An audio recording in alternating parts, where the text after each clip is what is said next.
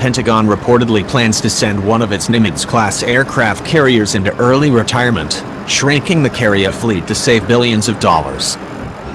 The U.S. military will scrap plans for a midlife overhaul of one of its carriers, the Washington Post's David Ignatius reported Tuesday. The carrier is the USS Harry S. Truman, which was scheduled to have its nuclear reactor core refueled in 2024, Breaking Defense's Sidney Friedberg reported Wednesday. The Truman, which entered service in 1998, was set to serve for half a century, as is the case with all of the Navy's nuclear-powered aircraft carriers. In 2024, the ship was to sail to Newport News Shipyard for a refueling and complex overhaul, RCOH, that was to be completed in 2028, Breaking Defense reported.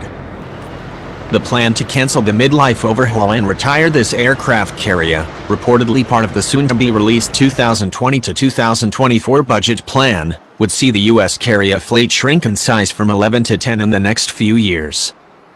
While the Post estimated $4 billion in total savings, Breaking Defense writes that the decision may result in as much as $30 billion in savings over 25 years. The Post reports this decision was a compromise to ensure that the Navy could purchase 2 new Ford-class aircraft carriers, as the service announced last month. However, a number of questions remain. The decision to skip the Truman's RCOH was part of the deal to fund 2 new carriers, former Deputy Defense Secretary Robert Work told Breaking Defense, supporting the Post report. This is not the first time the U.S. military has gone down this road, and there is a good chance that Congress sinks these plans, especially as the move stands in contrast with the views of congressional carrier advocates and even the previously stated views of the president. During the Obama administration, the U.S. military proposed retiring the USS George Washington, commissioned in 1992, to cut costs. To prevent a fight with Congress, the White House intervened, offering to provide additional funding. Retired Navy Captain Jerry Hendricks told Breaking Defense that the military may be using the Truman as a bargaining chip for a larger budget.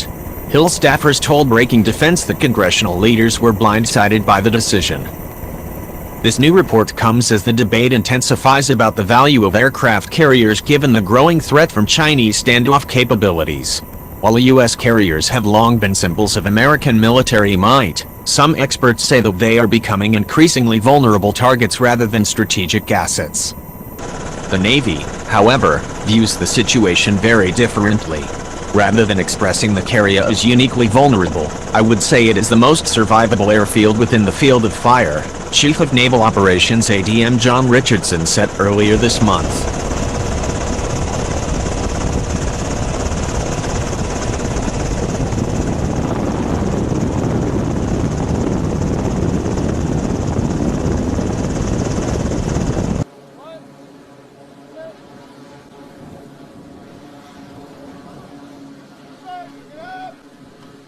Bring it forward!